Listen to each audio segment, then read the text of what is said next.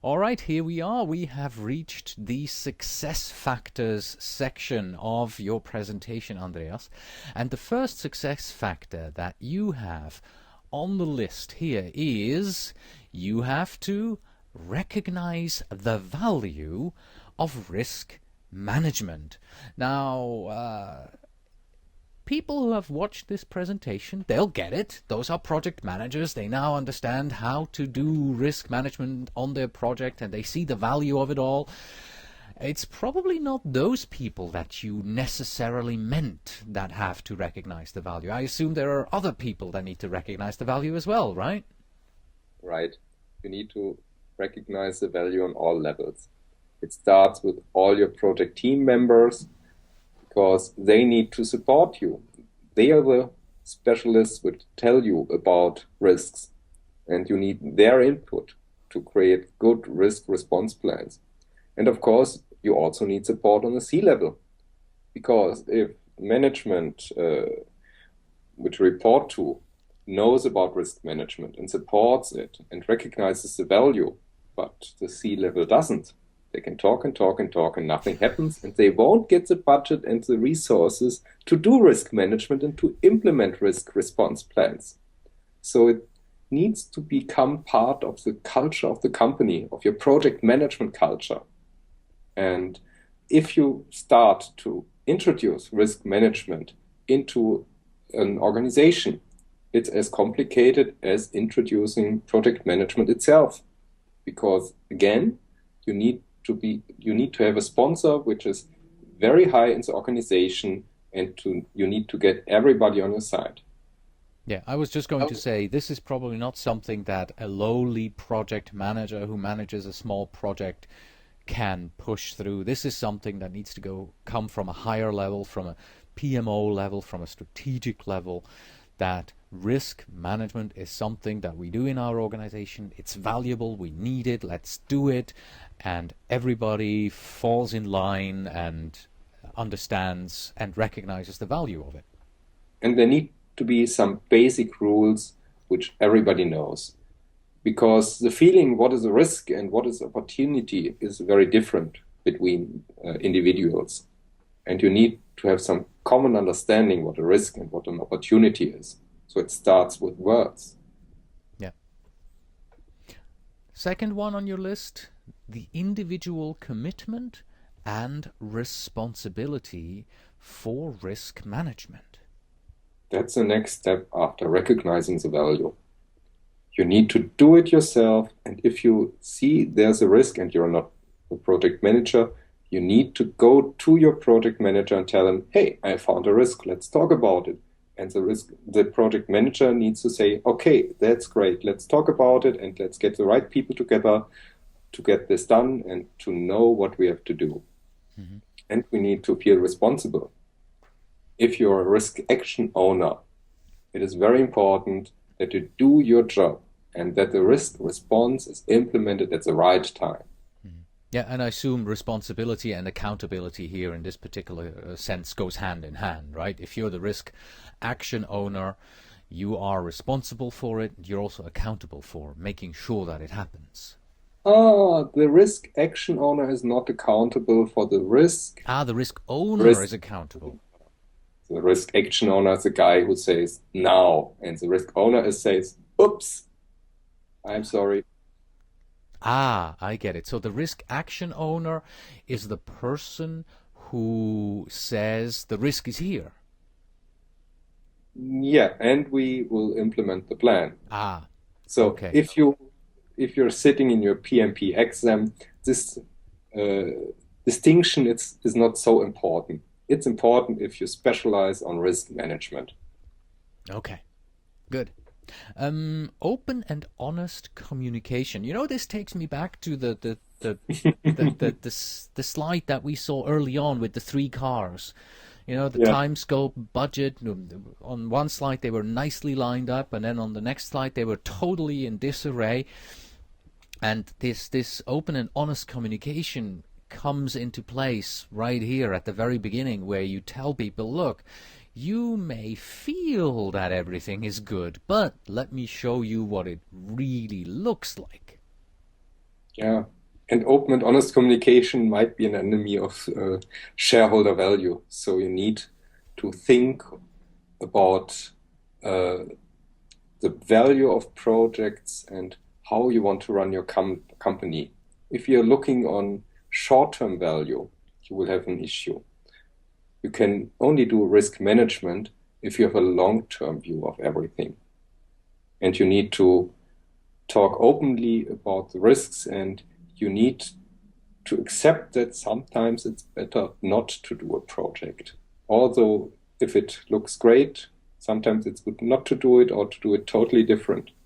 And for people, it's very hard not to implement their initial ideas. They love their first idea, and it takes a long time for them to accept that maybe it wasn't such a good thing. Mhm.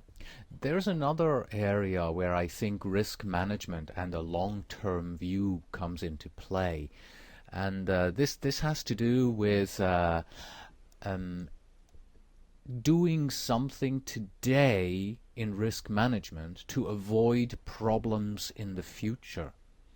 Because if you are the project manager in a project that needs to develop or that is developing a new product, then your job usually begins at the onset. You develop the product, and in the end, when you're done, you hand the product over to production and you're finished, right? That's your part of the project. But what you have to think of is you have to think of the future.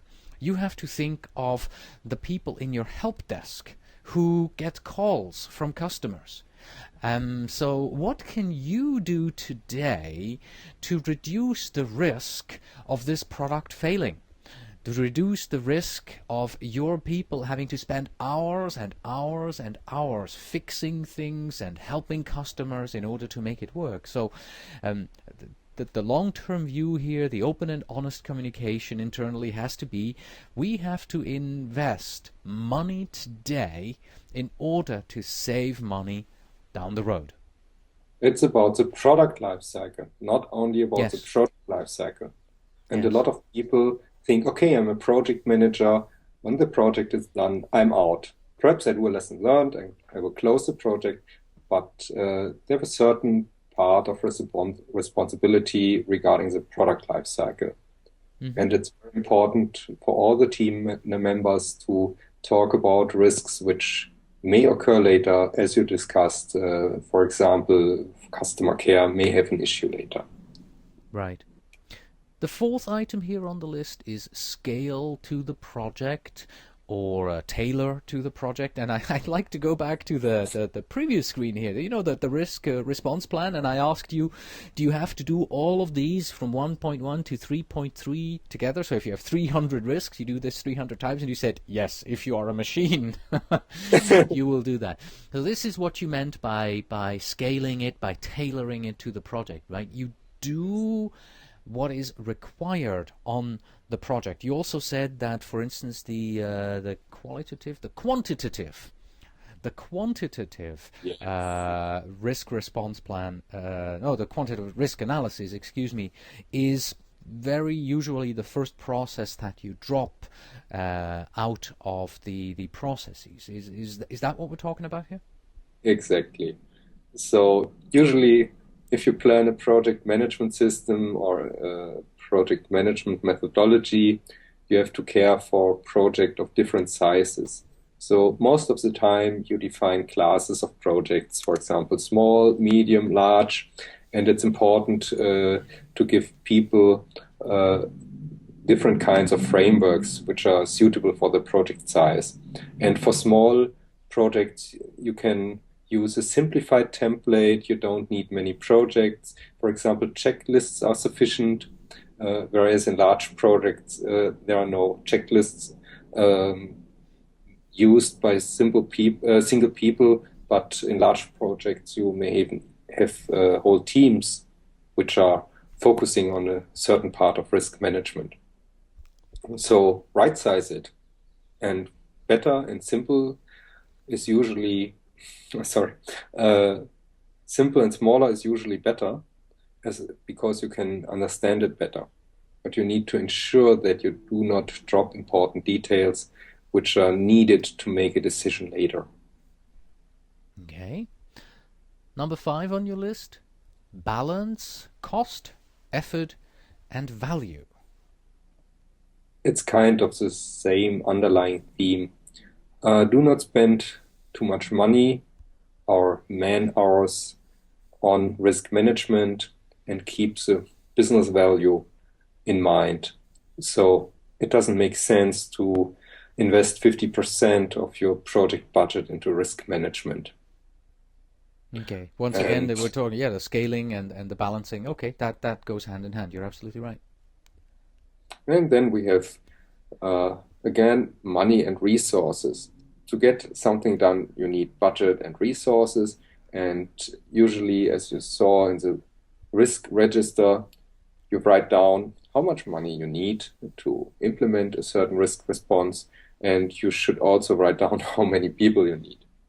So management has a way to decide if they want to use a certain risk response, and perhaps they say, okay, this great risk response plan reduces our risk, but it's insanely expensive.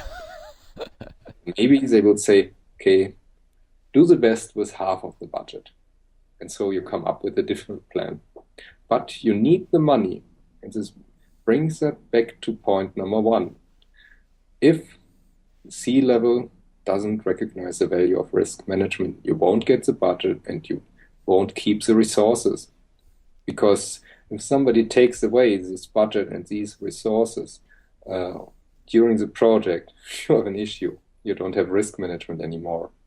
You need to keep that budget, and usually the first thing which goes away are resources, then budget, and then quality.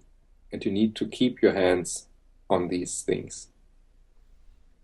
Okay, and the final one that you have on your list, the final success factor for good project risk management, is integration of risk management into your project management environment. How do you do that? My personal example, in every team meeting, I ask for new risks. And the risk management processes should be integrated in your project management methodology. You need to ensure that the inputs to the processes are provided. You need to ensure that the outputs are used, and the risk register is not only used in the risk processes, it's also used in many other knowledge areas in the project management body of knowledge. So it's an input to many other processes. For example, if you define how much money you need for a risk response, this is part of your budget and needs to be planned. So you also need it for the human resource knowledge area, because you have resources for risk responses. And so it has to be tightly integrated. If you lose the connection between the processes, the whole risk management won't work, because there will be somebody saying you, oh, you don't told me, you don't get it from me. And then you cannot implement your risk response. So integrate it, talk to the people, ensure that all the interfaces are known and work. Excellent. Well, that was a very in-depth presentation and review of project risk management, and I think this slide here, the success factors, kind of sums it all up. I would say if a project manager is able to do all of these seven actions, if you will, here on this slide in their project, in their organizations, then they should have successful projects, right? Yes. But Absolutely. of other types of success factors like scope. Most of the projects fail because scope is not managed correctly. Right, and So that's a 2-hour presentation in itself. if you don't manage your scope, you don't need to manage risk. But you can use risk management to manage the risks of bad scope planning. So it all comes back to manage your risks properly, and you should be able to have a successful project. Right. Right. Andreas, thank you very much for your time. I appreciate it. Thank you. It has been a pleasure. That's it for today. Thank you very much for watching. As always, you can find us on the web at pm-podcast.com. If you are a project manager and you want to become a PMP, then the easiest way to do so is with our sister podcast, the Project Management Prepcast, and study for the exam by watching over 90 podcast episodes from pmprepcast.com. But if you are already a PMP or a PGMP and you are looking for a simple and effective way to earn your PDUs, well then try our second sister podcast, the PDU podcast. Get a new webinar and earn at least one new PDU every month, fully on autopilot. Just stop by at pducast.com. That's pducast.com. Please send your emails to info@pm-podcast.com. And yes, when you write, please tell me where in the world you are writing from. And finally, we have this. If you don't attack the risks, then the risks will attack you. Until next time.